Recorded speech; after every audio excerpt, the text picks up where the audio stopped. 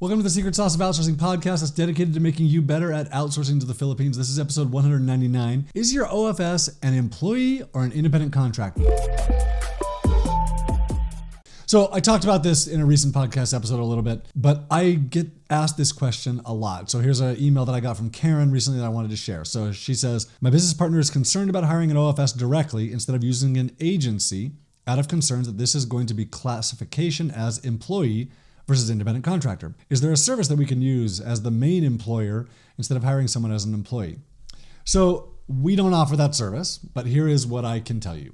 The Philippines doesn't have a treaty with the United States to make this person an employee, which is what it would require really to make them an employee. Is they have to have a treaty with a country-to-country treaty where they say, well, if the person is like this and like this and like this, then they're an employee.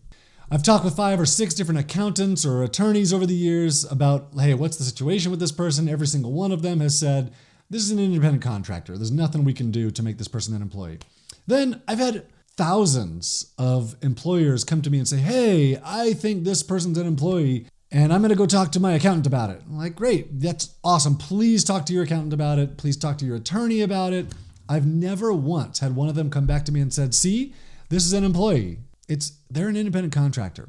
So I don't know what you would do to make them an employee. You can't submit a W-2. They don't have a U.S. tax ID number. You can't even submit a 1099 for them because there's no responsibility for them with the U.S. government. They don't have any sort of tax ID number with the U.S. government. And I cover this for you at Onlinejobs.ph/taxes, how we handle it.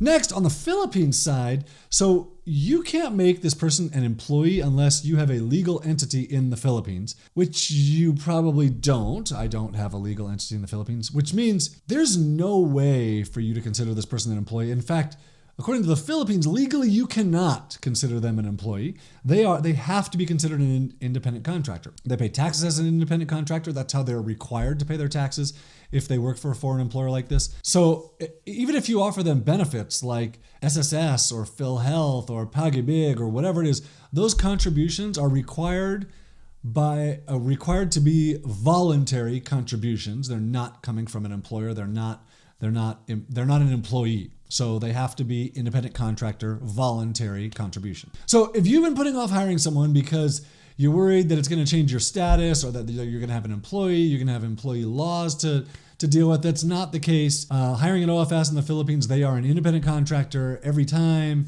unless you have a legal entity in the Philippines, which I would say that 99.9% of our customers do not have a legal entity in the Philippines. So they're an independent contractor. Just hire someone. Hire someone and see how it goes. See what happens when you hire them and see how they feel about you and see how it changes your business.